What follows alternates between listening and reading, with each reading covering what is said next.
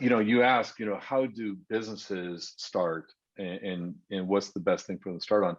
Actually, I find that the business side of the enterprise organizations that we're talking to have a pretty clear understanding of where they start, because they're the ones that are facing the business issues that today are compelling. As you said earlier, Fay, this digital transformation. I mean, COVID is a really good example of why digital transformation is so critical. You can't, if you're a retailer, you couldn't survive the pandemic and the closing down of our economy unless you had a digital presence, unless you had buy online and pick up at the store. You couldn't, if you go into any restaurants that happen to be open over the last year, probably what you've seen is that almost all of them now, in order to avoid handing out paper menus, now give you a QR code to go look up their menu online. And many of those, in fact, are, even if you're in the restaurant, you're ordering online and they deliver to you to your table.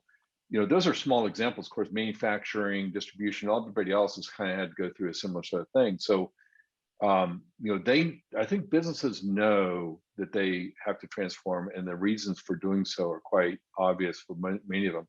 The disconnect, I think, is that I find a lot of the IT organizations are not prepared to step into that. They're either already so heavily occupied with their backlog of issues that taking the time to figure out how to now address this new set of business requirements is daunting and requires that they shift their resources, and that's problematic.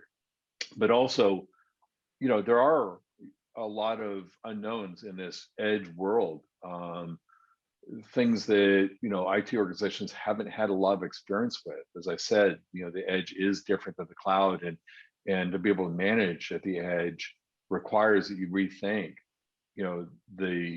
how do you do that without imposing a bunch of IT resources out at the retail store or in the distribution center or anywhere else.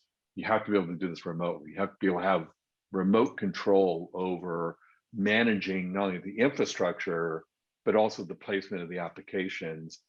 And while we have technologies, I mean, both Mimik and IBM now together have been working on solving that management problem, IT organizations don't have a lot of experience with it and still have to come around to learning how to do that. So, I mean, for me, the simple answer is, how do you get started?